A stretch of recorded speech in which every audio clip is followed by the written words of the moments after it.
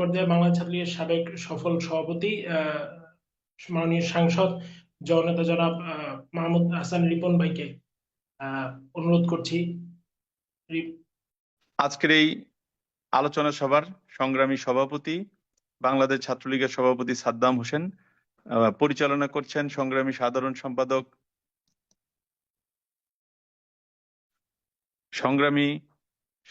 সম্পাদক শেখ ওয়ালি আসিফ ইনান।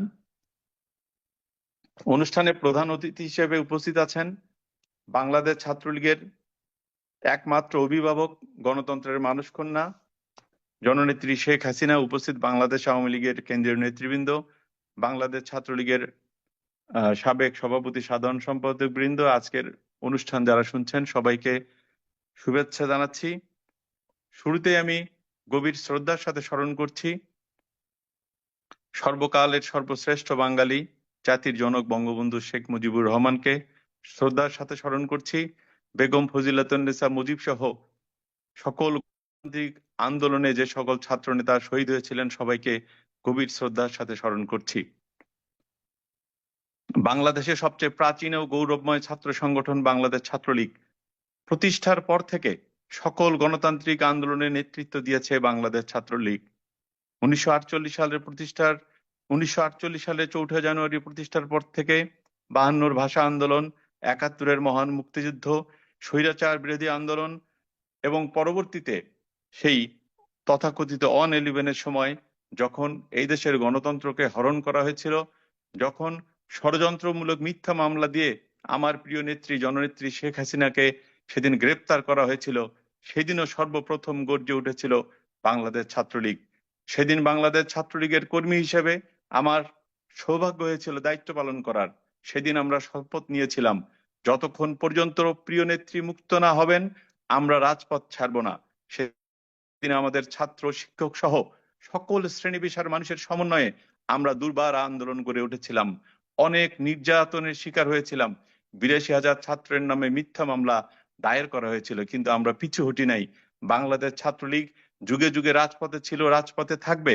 আমাদের আন্দোলনের কারণে তৎকালীন স্বৈর শাসক আমাদের প্রিয় নেত্রীকে সেই সময় মুক্ত করতে বাধ্য হয়েছিল। তার পরবর্তীতে আজকের এই আলোচনা সভা যখন করছি, বাংলাদেশের ইতিহাসে সবচাইতে সংকটময় মুহূর্ত আমরা পার করছি প্রিয় নেত্রী। আমি বাংলাদেশ ছাত্রলীগের সভাপতি, সাধারণ সম্পাদককে আমি ধন্যবাদ জানাতে চাই। 5ই আগস্টের পর থেকে চরম সংকটময় মুহূর্তে তারা জাতিকে পথ দেখিয়েছে, এই আন্দোলনে নেতৃত্ব দিয়েছে। আজকে বাংলাদেশ ছাত্রলীগের অসংখ্য নেতাকর্মী শহীদ হয়েছেন, কারাগারের অভ্যন্তরে অসংখ্য নেতাকর্মী রয়েছেন।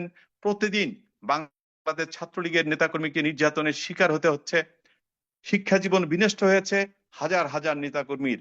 এই অবৈধ ইউনুস গং, এই পাকিস্তান প্রেমী এই সরকার, এদের হটাতে হবে। এই জন্য বাংলাদেশ ছাত্রলীগকে ঐক্যবদ্ধ হতে হবে। বাংলাদেশ ছাত্রলীগকে সংগঠিত হতে হবে।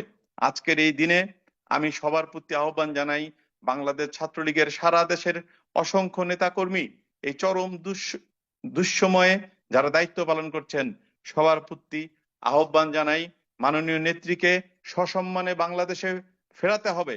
আমাদের এই দেশের গণতন্ত্র যারা হরণ করেছে তাদের হাত থেকে এদেশের গণতন্ত্রকে মুক্ত করে আবারও জননেত্রী শেখ হাসিনার নেতৃত্বে বাংলাদেশ এগিয়ে যাবে।